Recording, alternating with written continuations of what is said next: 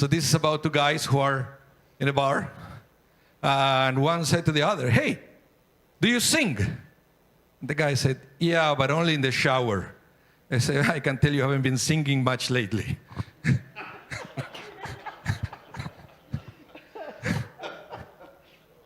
I'll tell you this. This is a famous joke for Tisha B'Av because there is a tradition for the first 9 days of the month of Av of not bathing. You know that one? You know that tradition? They are like no meat, no wine, and no showers. And I learned that actually in Israel. I was in Israel, I went to yeshiva. I had like a 2 weeks intensive. That was during the month of Tammuz. And we have the 3 weeks. And then, which from the 17th of Tammuz to the 9th of Av, semi-morning period. But within those 3 weeks, the last 9 weeks are different. And I learned it there. And then I said, oh boy, thank God I'm living before the 1st of Av. That was the first thing that crossed my mind. Can you imagine? You're in a place where nobody's going to take a shower for 9 days. And I was studying there, it was like thousands of people. So I didn't have to go through that. But nevertheless, I learned the joke. And I hope you had a meaningful 9th of Av, because it's a very important date of the Jewish calendar. There is a lot to learn from Tisha B'Av, a lot to learn. And this is beyond the fact if you fast or not fast, you bathe or not bathe. Doesn't really matter. The thing is, did you get the point for Tisha B'Av? So Tisha B'Av, when we remember, and some people cry, for the destruction of a temple that happened 2,000 years ago. As I remember, there was one of the visiting cantors came to Sherry Zedek many years ago, and he didn't like Tisha B'Av, and he said, I don't know any therapy that lasts 2,000 years, right? People crying for 2,000 years in a row. But I say, well, maybe you don't get the point of why we keep observing Tisha B'Av. It's not so much about the destruction of the temple, and I believe it's about what the rabbis understand of why the temple was destroyed. This is something that we learn every year. Okay? We have 2 temples. The first temple, according to the rabbis, you can go to the Talmud if you don't believe me. According to the rabbis, the first temple was destroyed because of idolatry. Okay? But that was a short period without a temple. A few years later, the temple was rebuilt. And then we have the second temple for a while, and eventually was destroyed by the Romans. And this is what it gets interesting. Because the Talmud said the second temple was not destroyed because of idolatry. People were very religious. But it was destroyed because of hatred. Because of hatred. And you see, back in the day, if you study a little bit about the historical facts of the Second Temple, there were many groups within Judaism. Some of them were the Pharisees.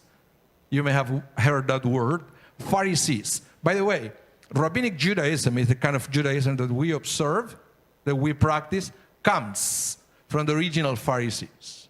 Then you had the Sadducees back in the day. Those were the ones who were more attached to the old style of worshiping in the temple and priests, etc. The Sadducees. Eventually they disappeared. There were the Essenes. There was a group who secluded themselves, living outside the cities, were Zealots, and there were many others. Okay? And they were all fighting to each other. And eventually the rabbi said because of that, the temple was destroyed. But there is something that I like about this. The temple was not destroyed because of the divisions inside the Jewish people, the divisions inside the land of Israel. The temple was destroyed because they hated each other. There was hatred, not division, but hatred. It wasn't that they just disagree with each other. They tried to destroy each other, which is not the same. Okay? This is something that I guess we have to understand, that division doesn't necessarily mean hatred. Have you realized that?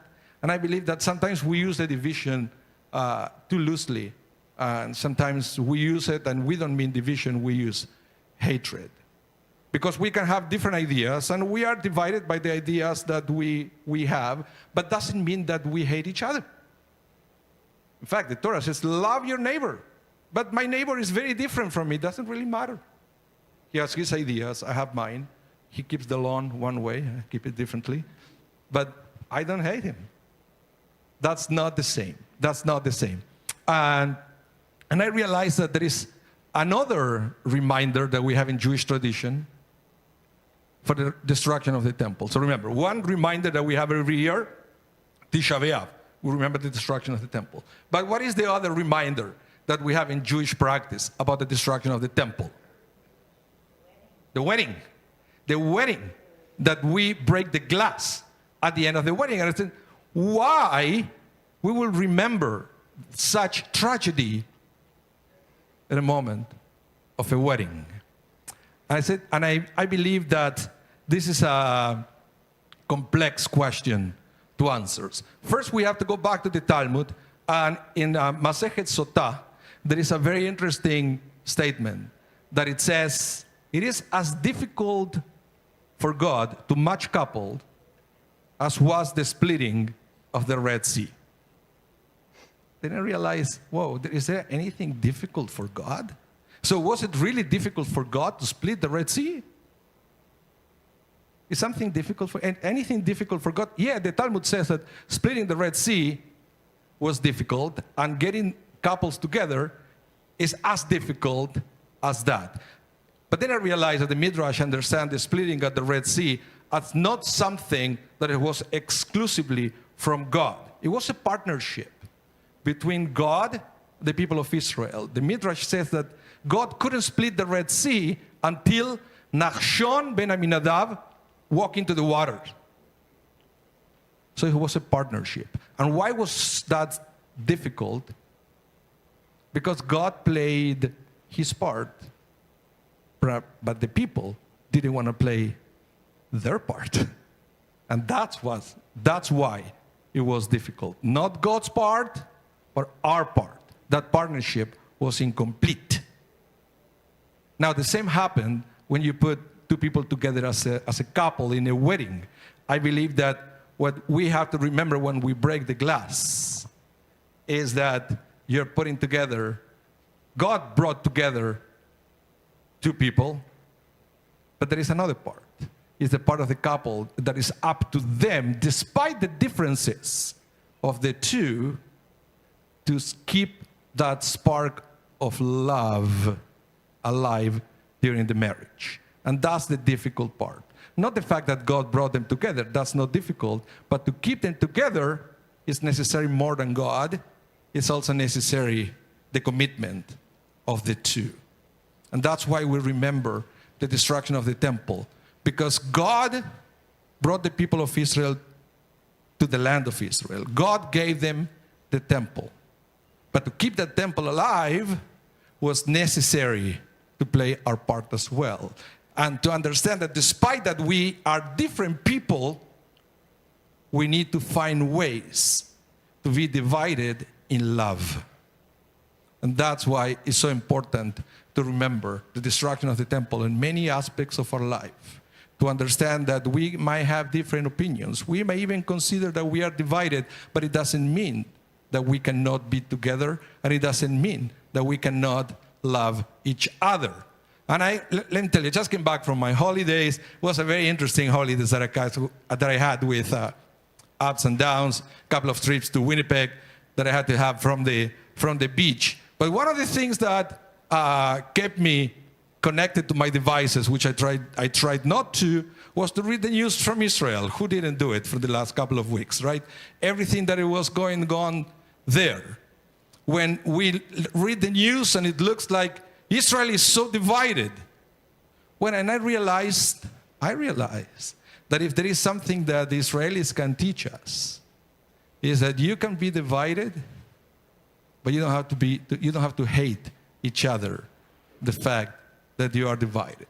One of the things that I saw some videos that it were very moving, People going to this demonstration from two different sides, and then eventually at the end of the day they work together.